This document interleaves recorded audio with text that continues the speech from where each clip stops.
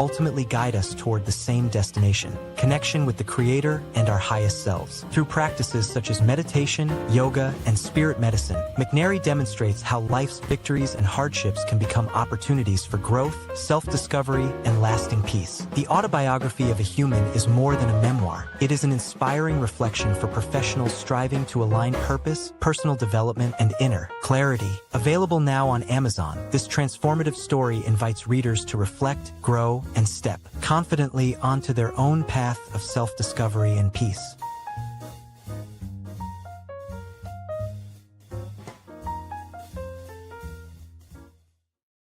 All right, here we are. Excited for this to keep going and elevate with each other. And let's go ahead and get everybody up. We got Dr. Vibe, Chris, and Coach Hightower. What's up, fellas? How you doing? Hey. Good morning, good afternoon, good evening. Greetings. Right on, right on. Peace and blessings. How many people watched any of the World Cup? A little bit, just a little bit. Awesome. And what was your takeaway? For me, if I have permission to jump in, it was great to see the World Cup do something that the United Nations was supposedly formed to do. What do you mean by that? Well, the United Nations is allegedly an organization to bring all the countries of the world together and unify for a goal in a peaceful nature, I believe their original charter was. And it seems that from what happened over the last, 5 weeks, that's what the World Cup did. It brought people from different backgrounds. Like I live in one of the host cities, Toronto.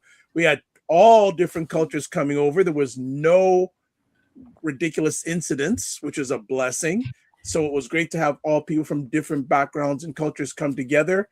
And we had in Canada, there was Toronto and Vancouver that were two sites, and there were no adverse negative incidents that happened. So that's my first thing I think when it comes about first perspective. Now I have to ask, did you all have Argentina there at all? Did we?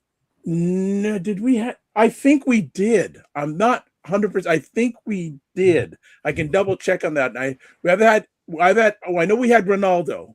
I know we had him. Oh, then you didn't have Argentina because okay, then we didn't. Came so from the other bracket. Ronaldo, yes, I know Ronaldo. I had. So we didn't have Argentina, but it got down to the point. A lot of people, when it got down to the finals, it was anybody but Argentina. People didn't want it, but that's a whole other conversation.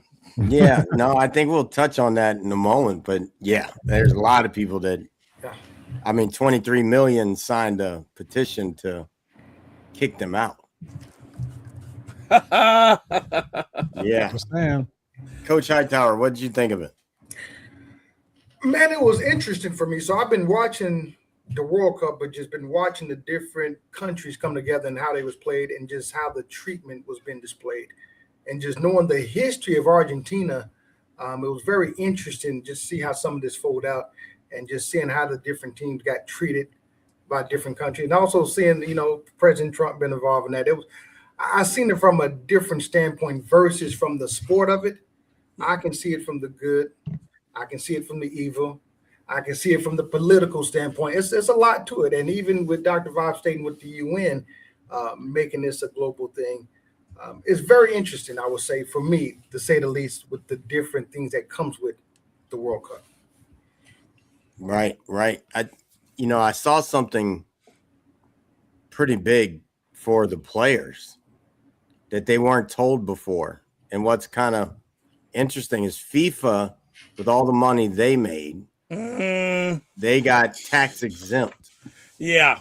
And the players are now losing 40% of their earnings. So like Spain, I think it was 52 million they took in for the players and everything. 40% of that is taxed.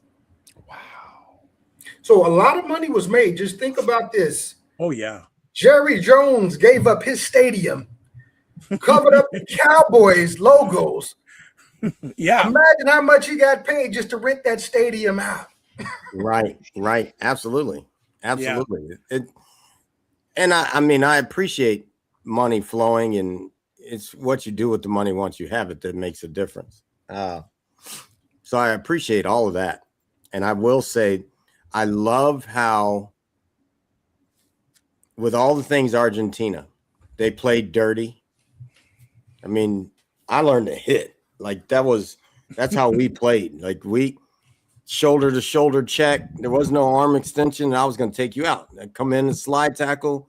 You're going to flip, but I was going to get the ball before you even realized that I was hitting you. Like that was real for me as all those years that I played. And so to watch Argentina play and not get called until the finals, where people started voicing their opinion, and these companies are now watching Instagram and all these different platforms to see how people are reacting to things. And when people started saying no Argentina, calls started getting fair. I mean, heck, they didn't even get a shot on goal in the finals. So they got handed. And now, to see 23 million people signing for them to get reprimanded, and now they got fined 10 million. Bless you. They got fined 10 million as a club. The players got fines and all types of stuff, and they may be out for a while. Like that. That's how it should be. But that's good. What's beautiful about it is that it's showing up real time for how it can trickle down to real society, to everyday people. And that's amazing. That's the good over evil to me in the World Cup.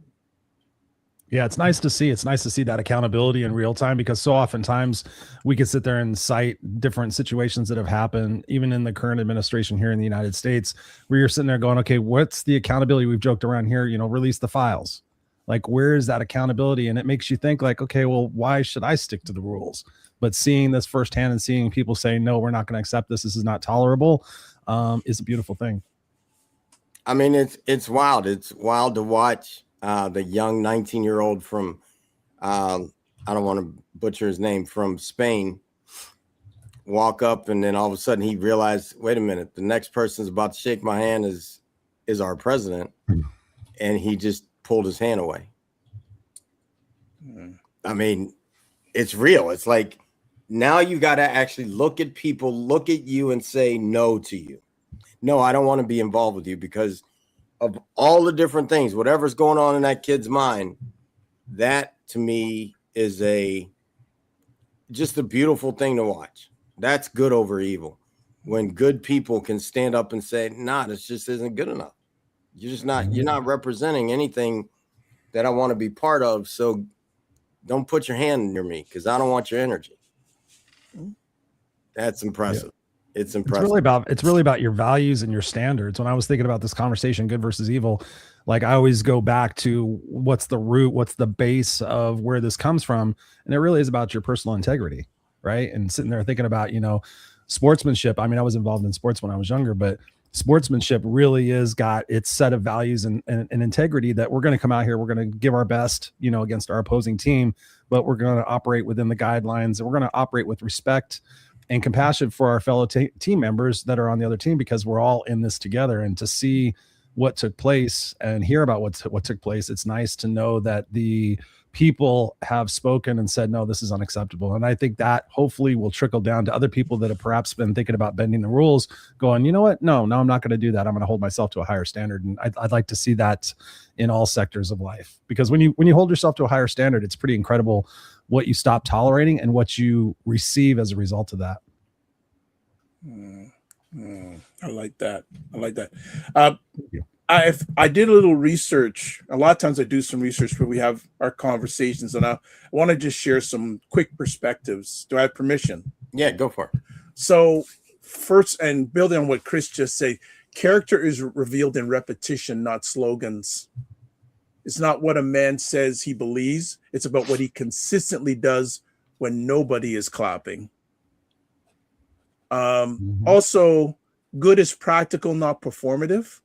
A good man is not perfect, but he's accountable, honest, and willing to correct himself. And also, too, men need spaces like this one where truth is spoken without shame. And the goal is not to attack men, but to challenge them to grow, heal, and lead better. So I just wanted to just share some of those perspectives before we move onward. Yeah, I love That's that. excellent. I think Like that's, that. Great job. Yes. I really like that one. Character is built on repetition, not slogans. And Yeah. I think it's more, for me, as you said that, I put in parentheses, it's not just built, it's revealed. Mhm. You're like you've already built your character from the things you've done in the past. But as you keep doing it, your character is actually revealed. Because I look at, and so for me, when I speak about these things, it's not political for me. I'm sharing it because we have somebody that everybody sees right now. And many people that even voted in the beginning for the person, they voted for what he said he was going to do. Now his character's been revealed and they no longer support that. And that's awesome to me. Like we gotta, because you can sit here and say you're going to stop sex trafficking and then find out you're actually party to it. Your character is revealed over time. And that's, I just appreciate that. I was told once when I was going through some things, my teacher at the time was like, all you have to do is stay in your integrity and everything will show in the end. And now everybody's coming back. Everyone's like, no, that wasn't Sid. Well, hey, I might be too far for you to get to me now, but yeah, you see it now. Because the real is the repetition of it has revealed who I am. And that's awesome. Mm-hmm. Good to hear. Good to hear. I also had another perspective that I thought about, that private behavior matters. So how we as men treat people when there's no audience says a lot about us. I was just thinking that. Go ahead, Chris. True. Talk to us. Talk to us how you expand on that thought. I think it makes me always think about how when you're out to lunch with somebody or you're hanging out with somebody and you see how they treat wait staff, you see how they treat, any but the janitor or whatnot. And I've been around people. I was fortunate enough to be around some amazing people when I was younger, and to see them say, hey, how was your day going? And just be very cordial and caring about people, no matter what their position was, their title or their socioeconomic situation, color of their skin, anything. And it's so true. It's like, it's about what you do when no one's watching. And I talk about that in my coaching, about the fact that, are you doing your best? And when you think about nobody's watching, if I had a film crew following me right now, would I do better? And that's kind of an indication for me. That's an indication good. For me personally. That's my standard to say, okay, if I'm washing my car, I'm like, oh, I don't need to do the wheels. But if I had a film crew watching me, it's like, okay, I'm going to do that. I'm going to hold myself to that higher standard. So it really says a lot. And it's hard for people sometimes to go back and change their decisions because they have that sunk cost bias. They're like, well, I chose this person. And sometimes I've seen people dig in deeper.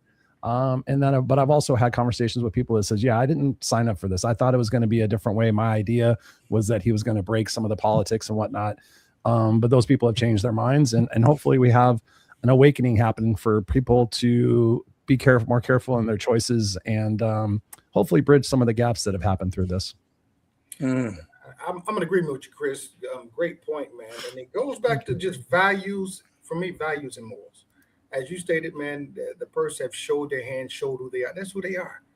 I remember when I was interviewing for a CPA about 8 years ago, and this is actually before Trump was coming into office. We was asking, I asked him, how you think he's going to do once he get in office, considering things that we know about, the sexual harassment, all this and that. And the response I got, man, it kind of threw me back, because he said, I don't give a damn what he has done. If he's making me money, good. I don't give a fuck. He can blah, blah, this and that. And it made me just look at his character. And because of that, man, I had no idea he want to do business with them whatsoever. No matter how good he was as a CPA. But just that you can endorse that just tells me where you at. And this goes back to, it costs nothing to be nice, man. But we also have to distinguish, is money and power more important than our ethics and our moral values? And at the same time, what do you really stand for? I mean, I sit with watch your actions. This is in the book, The Secret Weapon. Watch your actions because they become your habits. Watch your habits. Good book, by the way, Sid. Good book. Good Thank book. you, bro. I appreciate it. Watch your habits because it becomes your character. Watch your character because it becomes your destiny.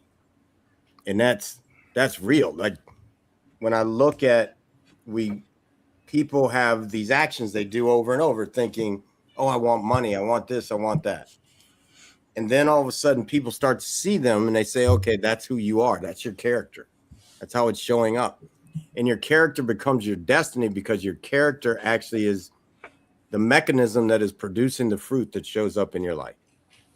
Yep. And it's just so important to look at, for me, what did I just do and what did I just receive?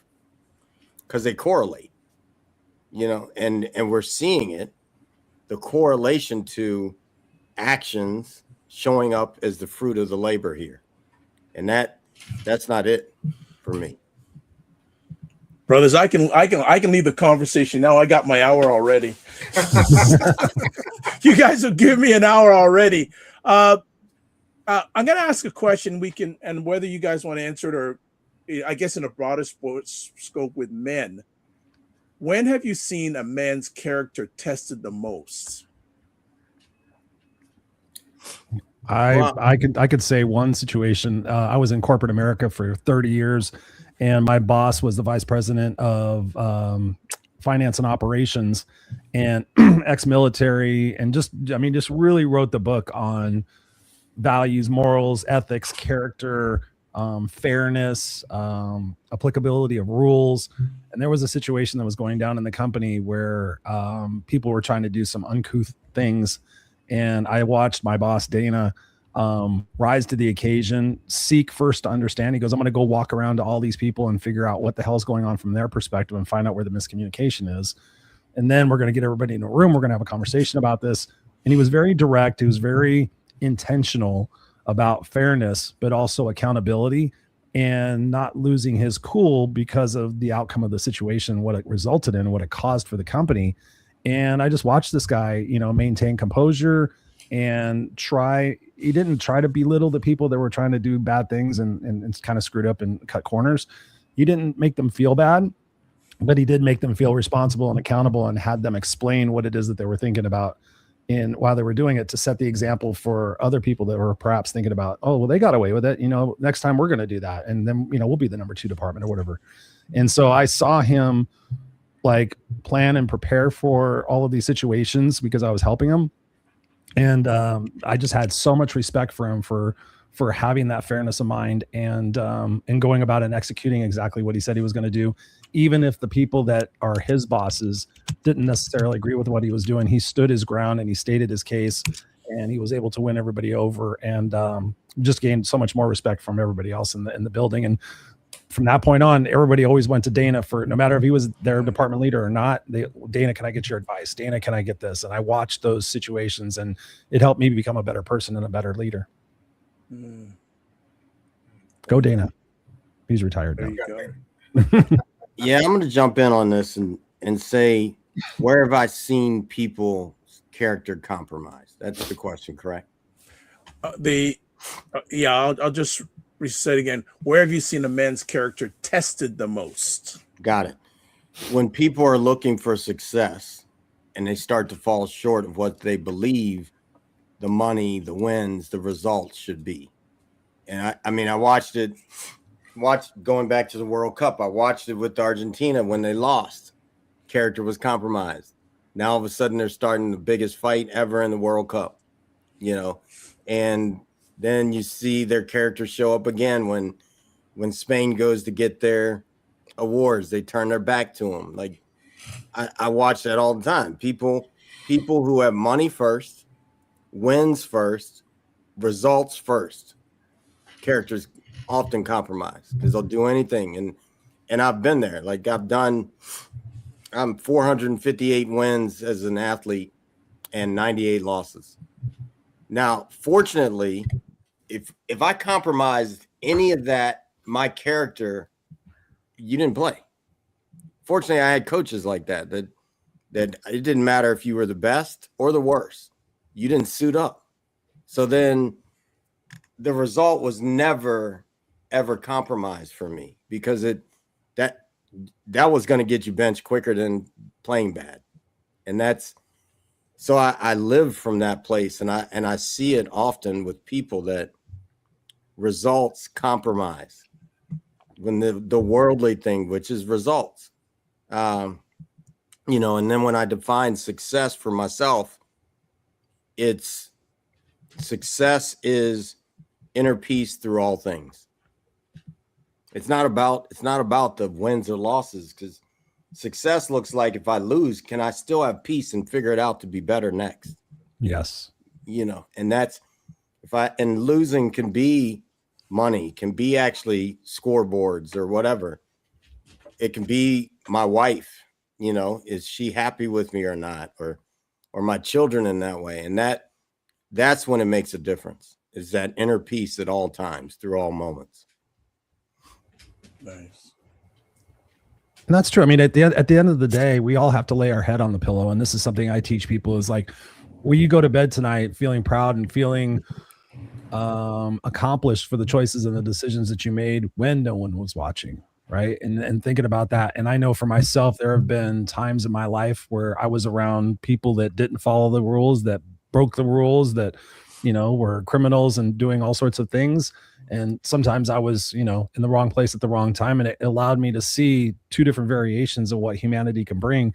And ultimately, for me, I chose the high road. I chose to take the ethical and the route of being able to be that person to go to sleep at night and be proud of the things that I said and I done. And there's been situations in my life where I could have easily covered it up. I could have easily taken advantage. I could have easily done these things and gotten away with it. And you're at that fork in the road. And for me, it was a no-brainer. It was like, okay, there is that option. However, I want to be able to love and trust myself. And if ever it comes out, I don't want people to lose faith and belief in me, because that matters to me, right? And it matters more to me than the win. It matters more to me than the fame or whatever it might have been at that moment. It matters to me that I'm a good person. And if I die tomorrow, I'm leaving behind a pretty cool legacy that I set the example for others to follow. And that's like really my point, is when you lead by example and you set the example for, even if somebody's not watching, somehow, some way, your character will come out in something else, and people will see that, and they will have more admiration and respect for you, and perhaps reconsider some of the things that they're doing in their life. And that's always my hope.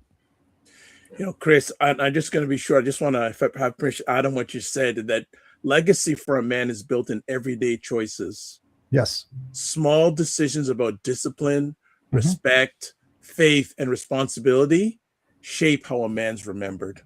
100%. Keep your promises to yourself. That's what I tell people lately. That's my little slogan. Like, just keep promises to yourself. You're going to do it. Just get up 5, 4, 3, 2, 1 and do it. And have that sense of self-trust and love and understanding for yourself that, hey, yes, I can do these things, even though sometimes my negative self-talk will try to jeopardize that. No, I can actually keep my promises to myself. I can stop allowing people into my life that aren't conducive to my mental health or my peace, as you would say, Sid.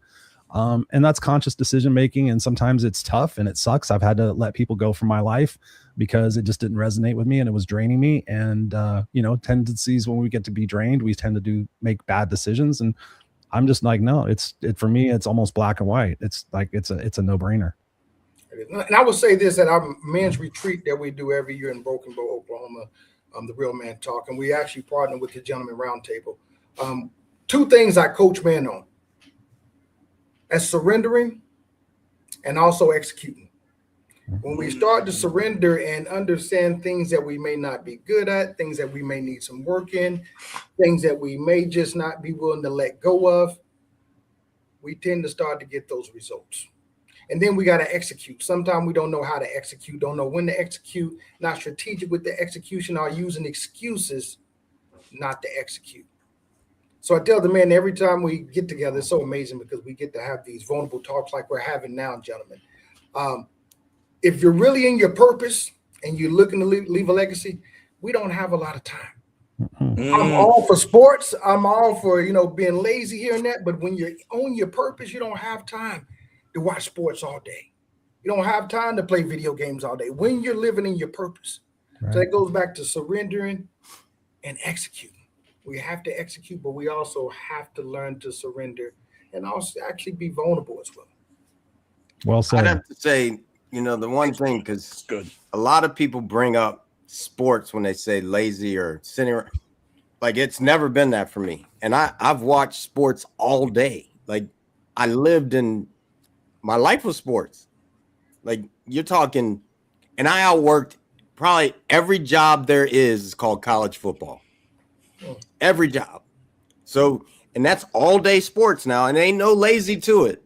So I think one thing that shows up for me is most people don't understand what they're looking at when they look at something. And so then they say these things, and I'm just using this as the example. They say these things that actually probably don't fit. The only way they fit is because that person's looking at it their way. True. But I'll also remember this too, Sid. You're one of the 10% that execute at a different rate than most people. You're one of the very few percentage in that percentile that execute at a high level. Yeah, here's, I was given this once, and it really touched my life. It was, hey, Sid, what would it be like if you saw everybody as liberated? Changed my life. And changed my life because then all of a sudden, everybody that I thought was doing something that could be better became the teacher for myself. Because I saw, and I received that I'm in the 10%, but I see everybody is in that 10% until they prove me different. Then all of a sudden I got to leave them where they are.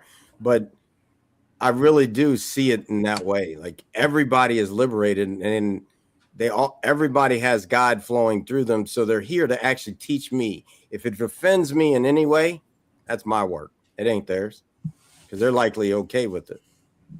And that's, so I don't, part of it's like I keep people in my life even when they've maybe done something interesting, we'll call it, because I'm okay knowing that they're a reflection of me. And if I'm on my game, they will shift just by being around me. Yeah, so I throw that out for everybody to remember that no matter what our opinions are our own. It's not necessarily truth of what we're looking at.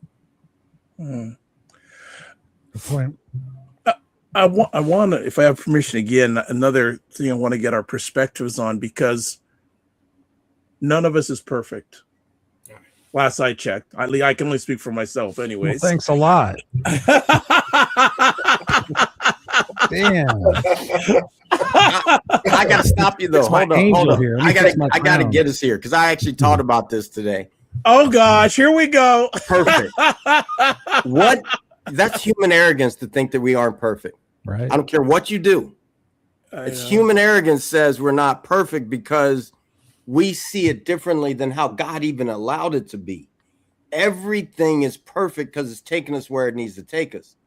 And the sooner I recognize that about myself, I just stopped repeating the lessons. I took the lesson and it was perfectly designed to get me to be here now. And so I just offer that, like, even something that we may perceive as imperfect or flawed, it's perfect. Because the only way we get to see how something could be perfect is it has been perfected. Because we've taken that thing that we may say is imperfect or flawed. Look at a diamond, the flawed diamond, and then all of a sudden they chisel it and do everything and they perfect it. I just offer that. Like, there is nobody watching this. There's none of us here. I don't care what you did. It's perfect. I don't care what you did. And I know that in some people's minds, they're like, nope, these are the things, there's some things you just can't do. Well, if that were true, you'd be wiped off the earth. So now, can we get the lessons and live into the perfection is just where I come from. But go back to it, Doc. What you got? No problem. So from our perspectives, what suggestions can we provide men when they fall short of character standards?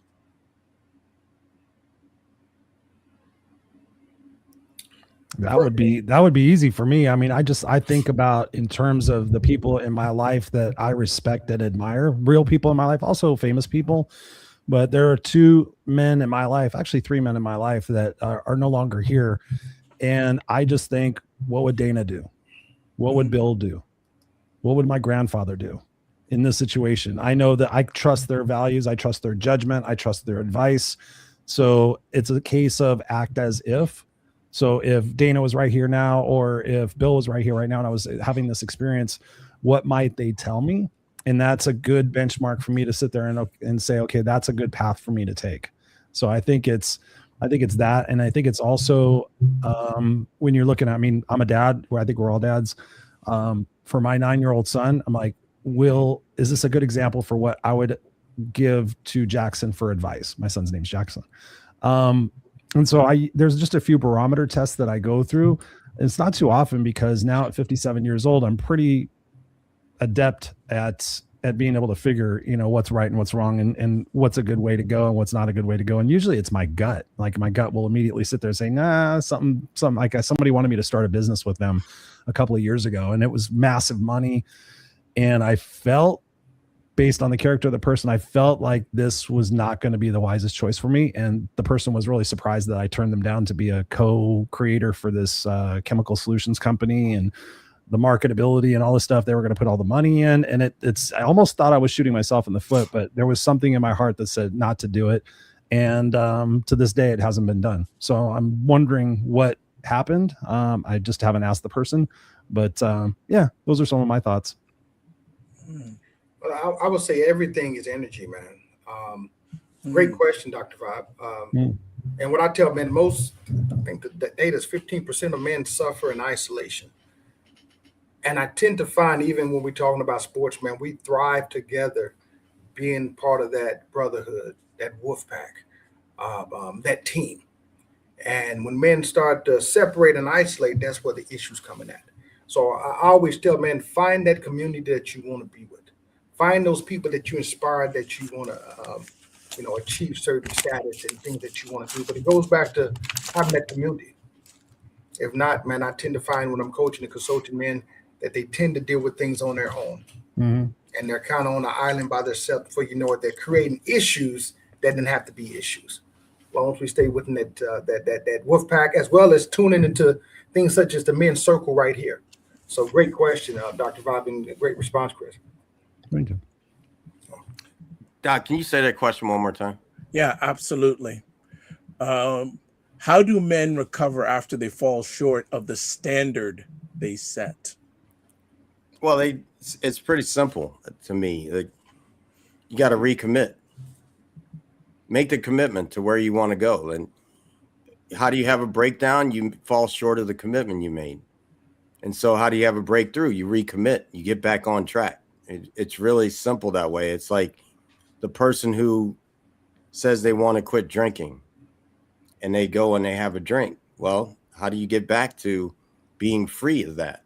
Stop drinking, recommit, make the commitment again. And I think that's, for me, when someone falls short, well, then that means you knew the mark. You knew where you wanted to get. You fell short of something. That's called a sin. The definition of sin is to miss the mark. So once you've missed the mark, well, then get back on track and keep going. Like, that's it, and what people don't really realize, because we're all going from we didn't know to learning something to it becoming unconscious. And so when we get in that space, we're all coming from, if we don't know it, we're not going to do it. Forgive them, Father, for what they don't know they do. And then all of a sudden it becomes, get into it, recommit, and get going. And if you sin, get back in. It really, we've kind of made this stuff so hard because we think about it too much. When it's just called, all right, if you knew the mark, then you got to get on it. That's it. Just recommit. And it's okay if you fall short. It's perfect because it shows you where you want to go. I think that that level of freedom in your mind is how somebody gets there. It's so true. I mean, when people ask me about success and happiness and whatnot, I tell them, and they're surprised to hear this sometimes if they know me, that I have failed more times than I've succeeded. I have stuck my foot in my mouth more times than I've said intelligent things, but I keep getting back up. I keep re-energizing myself to say, okay, that wasn't a failure or a mistake. That was a learning opportunity. And sometimes we have to reframe some of the things that we're doing in order to have that perspective, to not shoot ourselves in the foot with constant negativity, constant judgment. It's about that falling down and getting back up, and then realizing that we are powerful people and that we are adaptable, we're malleable, and that really, going back to the book we talk about sometimes, is iron sharpens iron. And so you got to make sure that your circle of influence, like we have here, and we all have in our private lives, that our circle of influence supports that and allows us that safe space to say, man, did I screw the pooch today? Oh my God. And being able to have people pour into you and say, hey, that's not a big deal. Tomorrow's a brand new day. You're going to be able to get back up, and you're going to realize this is a way that not to do it.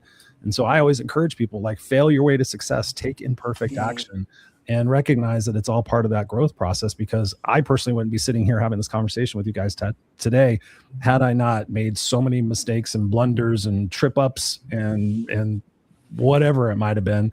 But because of my tenacity, I am very successful and very happy. Great job. Great job. Glad to hear that. Thank you. Well said, Chris. Well said. Wow. That's good. That's good. Thank you. That's good. That's good. I like that Dr. Vibe polices the comments, but there was this comment, and comments don't bother me. Why? Because it usually says everything about the person commenting and nothing about what we're talking about. When these comments come up, kind of interesting. And one comment came up about coaching and coaching black kids and how it's hard. That's never been a truth for me. And if you look at professional sports, ain't a truth for a lot of people. Like, just get real about it. If it's hard, it's because you have no concept of actually working with a person. And so that I really see things like that. Like, if it's hard on me, it's because of me. It has nothing to do with everything out here. Like, I can walk into anything. I can walk into David Duke's restaurant in Alabama. If you don't know who David Duke is, he's KKK leader. I could walk in there and make friends. Why? Because it's not hard for me. Because typically when I walk into something, the only reason people are behaving in this weird way is because they're ignorant. And so then I'm here to, I'm here to enlighten you, to give you, and enlighten means we're all enlightened. If you're watching this, you have the light in you. Now, your level of enlightenment may say a whole nother thing, but enlightenment to the highest is turning the light all the way up. And that's it. Like, so when I hear some of these people say these ignorant things, it's like, all right, that's okay. Nobody taught you the light. Nobody brought the light to you. And guess what? What I love about being me is people get upset, and I know I'm the peace inside, and so they usually get even more upset. It just is what it is. All right, well, you're gonna either be miserable or get over it. Like, it's real, So I really feel like when I look at men, and as this is a men's circle, just start being men. And what does it look like to be a man? Like, whatever that looks like in your mind. Like, for me, I've never had a gun. I know I won't need a gun. I'm free of guns. Why? Because I only bring into my life that. And I live in a place where I've never seen anybody walking around with one. I probably will today because I just said it. But outside of that, like, it's okay. And I know people do because they talk about it all the time. People they see. It's just not in my reality.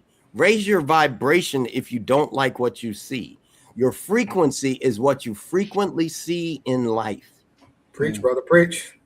And so when are Mhm. you going to take ownership of that for yourself? Whoever you are, whoever needs to hear that, take ownership for your life. Why do you have a number of diseases? Because you drove yourself there. Mhm. Drive yourself out of it. I see that Mark has a question for us, and I know Chris has to listen. So, Go There for we it. You can read it.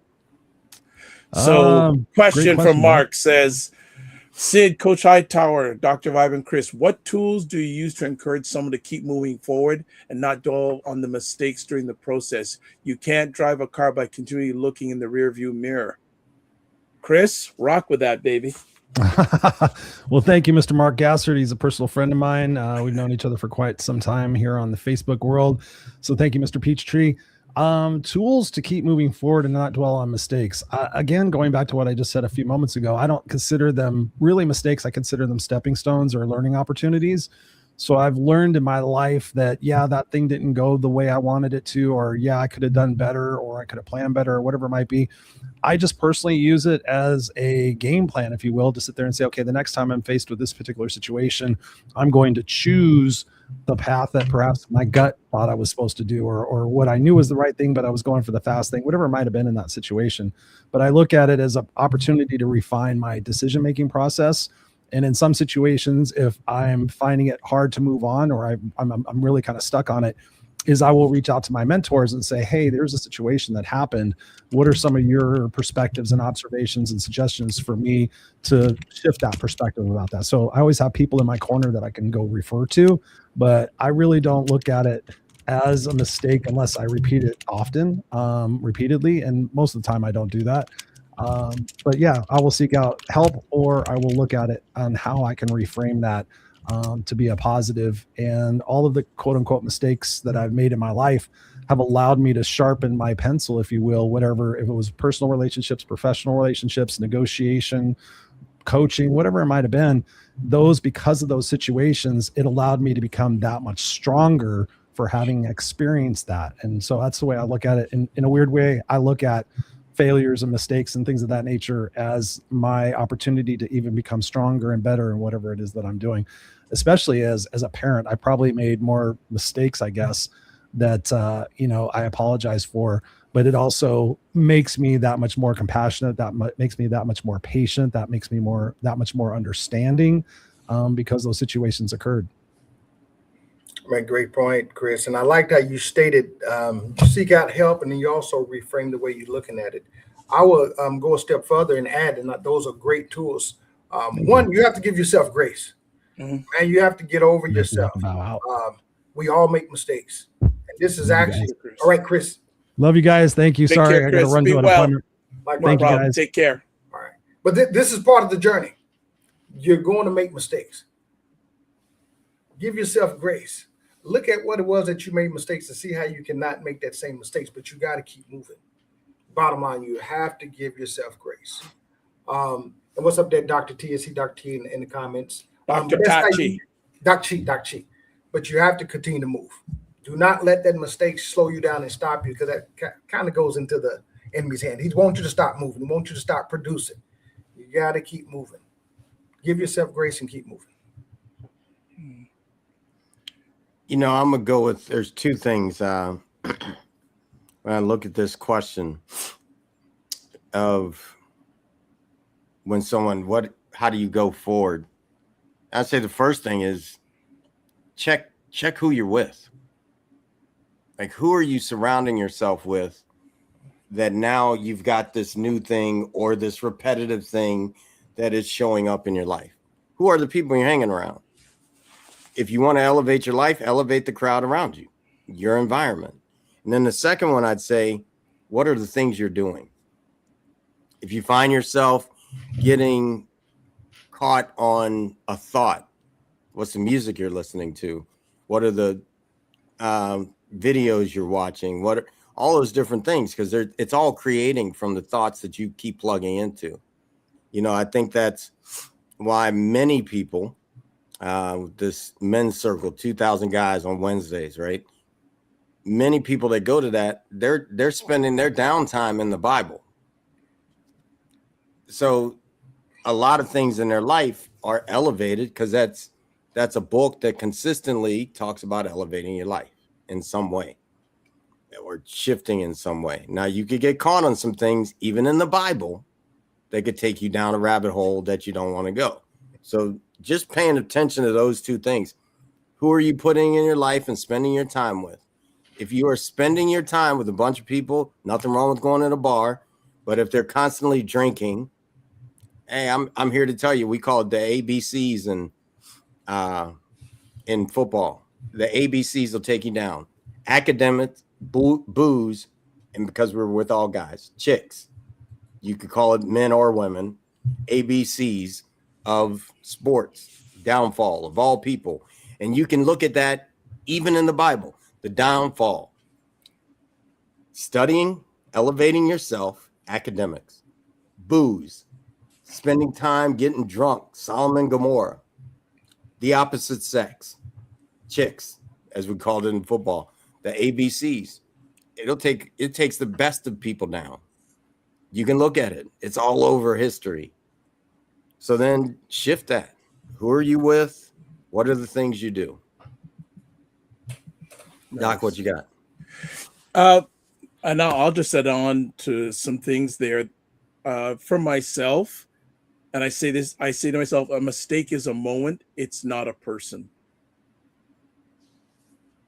That I always say to myself, and that if I'm assisting someone in that, I will say that to them. I will also say to them, hey, have you ever been in a situation like this and you've turned it around? And they'll say, yeah, I have. So I want to instill in that person that, hey, they've done it before. They can do it again. They can make that U-turn. Yeah, love it. Love it. You know, so those, and I want to add on to what you were saying, Sid, and for a lot of men, there are usually 4 things, especially in these days, that cause a downfall of a guy. And hopefully I get all 4 out. Sex, gambling, alcohol, and I can't remember the last one, but those 3 are prevalent. And especially these days, many of our men are getting downfall by gambling. It's becoming an epidemic. I've been doing some research.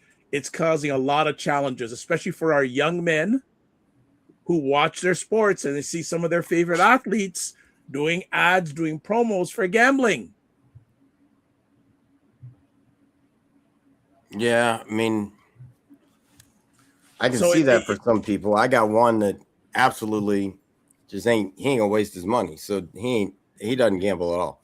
Then I got one that makes sure he earns just a little bit more so he can put it in to see if, but he's willing to lose it.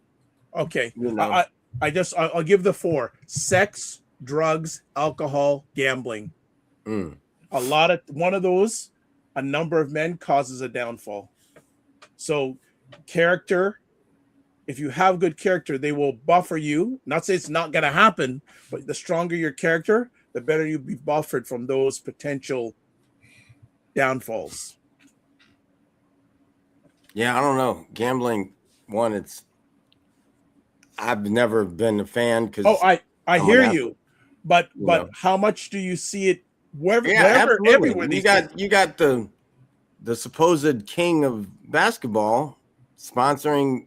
Thank you. Yeah, that doesn't even make any sense in my brain. Like, hold up, man. But see, again, it's working on our character. I'm definitely never betting on his games. Right. and you look at a wider thing, they have these betting markets now, the Kalshis and the poly markets. Bet. So it's testing our character. So I didn't want to take the conversation that far, but you would introduce some of these challenges that I just wanted to add on. So I'm completely one thing, my coach when I was younger, because I started Division I coaching, which at 24 years old. So all of a sudden, and I'm not sure that I would give myself a job just because you're 24, you're walking around on a campus and it's like, I didn't know what kind of power that really looked like. Right. Like at 30, I'm a coordinator walking around on these campuses and it's like, hey, everybody on the campus, like our head coach was 31. So we walked around everywhere knowing where we were in that way. And so, but one thing Joe told me when I was at Northern Illinois, he said, Sid, because someone mentioned stay out of bars. Joe didn't say that. He didn't say that at all. He said, Sid, you want to go to the bars? Take your wife. And you go to the bar, no one's going to say anything when they say he's with his wife. And that's been my deal ever since. Like, all right, if I'm going somewhere, Liz is with me all the time. Like, what do you mean I was hitting on you? I'm sitting with my wife. I'm good. No, there wasn't anything like that. And so I don't, we go into bars all the time. And now I haven't drank in 20 years. Great job. But great job. I can go in anywhere. It doesn't bother me because I'm in me. Like, I'm going to be in my integrity no matter where I walk in. And I think that part of why people fall is it's so easy for the dark lord, the devil, the negative energy to say, hey, here you go. You'll feel better this way. So they instantly throw it away. It's not worth enough to them, but that's okay. That's perfect. It's perfect in that way because you fall enough, you just stop wanting to fall. Like, so you have to fall. Like, some people just have to fall. Like, I was one. Hey, I know we love our music. There was an old song by New Edition called "Can You Stand the Rain?" Right. Absolutely. Yeah, but we know what their reign was happening. They were in it. They were in it with the football players and everybody else. It was real. Good stuff. Thank you, Mark. Thank you, Mark. Yeah, Mark, thank you. Thank you. And Barney, great comments. Hey, Mark, where's your kid coaching? Love to hear that. Yeah, I love that I went through, man, I've just been through it, right? Like, I coached football. Then I got in yoga. And I taught classes with thousands of people. So, and you only have like 10 guys. Now you do the math. Like, it's real. Like, you could be the ugliest person in the world. Somebody's going to think you look good. That's just the way it was. And so, and then I went into performing on stages as a singer. And I thought I had seen it all until someone threw off their top and was just standing in front, everything off. Like, so. And fortunately, like I said, take your wife. No, you ducked. That's my wife was right next ducked, to her, right? You with ducked. her shirt on. And I was like, okay, cool. I'm just gonna look at my wife because otherwise I can't even sing because this seems so weird. So I'm just looking at my wife the whole time, and my wife's looking at her, laughing and smiling, and they're high fiving. I'm like, this is just strange. It's okay. Like, I really feel like as soon as we get over and allow ourselves a space to be like, okay, this thing just happened and I don't have to participate in it. Just start and make choices. Don't give it power, because if you give it power, it's got power over you. I don't give these things power. I just can't do that.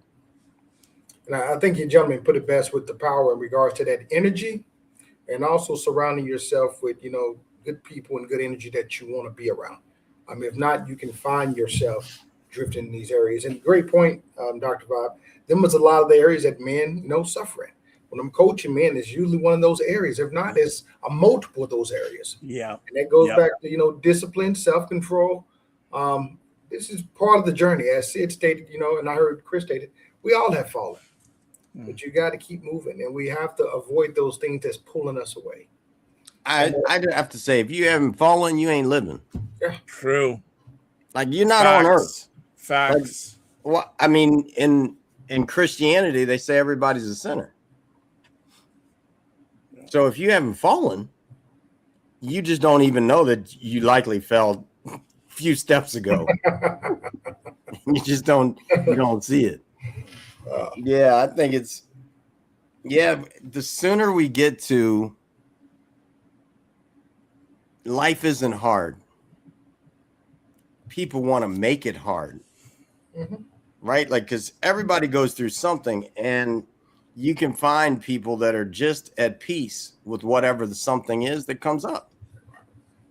and keep moving. Like for me, it's like, all right, if something shows up that's all right, that doesn't feel solid. I'm just doing something else and I'm not repeating it. So I never say I'm sorry, because I am, two most important words in the English language, whatever you put after it, you become. So you will, I know I just said it because I'm only because I'm teaching, I'm going to delete it out of my brain, but I am, and putting that word sorry behind just doesn't work for me. So I apologize and I instantly change my behavior. And I don't take my action that caused me to have to apologize as a bad thing.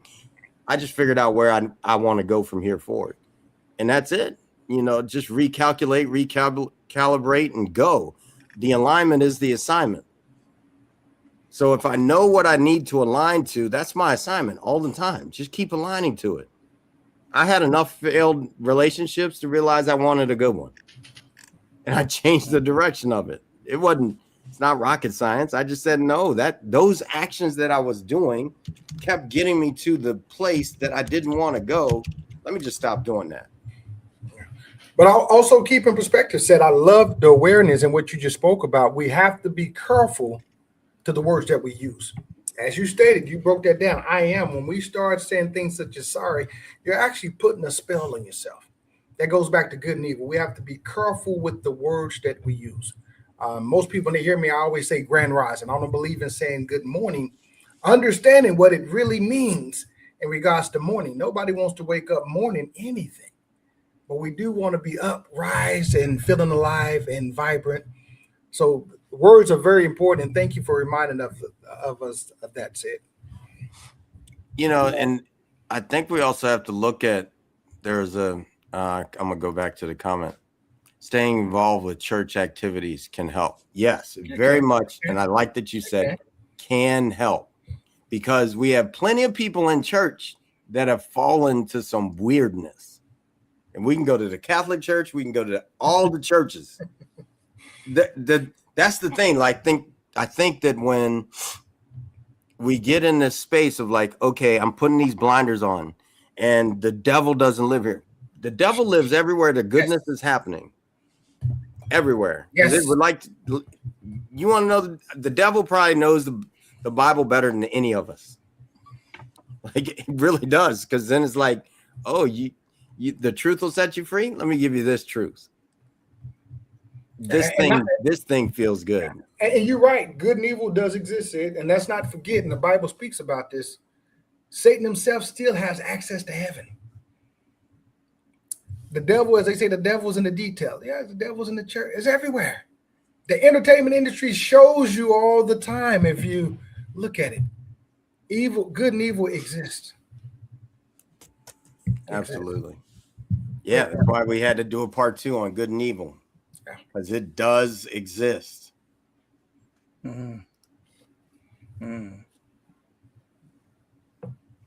So with the church, I would say it can help, but once again, just reminding good and evil exist everywhere. You know, my Pastor Joby at 1122, he says this often, that because he's leading the church, he actually has to live it up stronger, because if he doesn't, it's coming. It really is. And that's everybody. And you know, I'm fortunate that the side trips happened when I was younger, when no one was really looking. Like, yeah, I'm not even going to get into it. And now it's like, all right, everybody's looking. Well, half the time I'm at home alone, because I don't even want to be in it unless I'm out there delivering a message, being with people because they need it. I'm just good staying out of it. You know, I think it's just important that way. So, and making sure that I have a bunch of solid dudes in my life. This is a men's circle. I got awesome women in my life too, but you better have some solid dudes in your life. Otherwise, you're gonna be in. If you don't have solid dudes, then you got some weak dudes, and you're gonna be falling down that rabbit hole constantly. So that's what I got. You guys got anything to wrap it up? Yeah, if I can just real quick, some things that The world needs men who are reliable, honest, and accountable. So my last call to action is, don't just agree with the message. Choose one action, take it today, and become the man you say you are. I'm complete. As always, don't just manage your time, manage your energy. Remember to give yourself grace. Awesome. Awesome. I love it. Love it. I would tell you, man, that the thing to do and what I'm practicing, I believe in practicing what I preach. You always do something better than you did yesterday. I don't care if there's 10 more push-ups. I don't care if there's giving your wife an extra kiss or reading a different version or more versions. Always do something to elevate every day. Keep moving. Yeah, you know, I like that, because at the age of 35, I committed that every 5 years I'd be better than I was. Wow. And I've done that, and I just crossed one, right? Like, so I just crossed one of those 5-year markers, and that one pushed me to right now. I'm in this 5 years of, I'm so committed to knowing Jesus and the message and God and the Bible. That's my next marker. You just keep elevating. We're here to grow. Like, we're here to evolve. And so I think that's important for us to do, is to just keep reaching for that, no matter who we are. Keep growing. Yes. All right. Appreciate you guys. Look forward Thank to you. next week. Yes. And everyone, thank you for being here. We'll see you soon. Thank you all. Peace.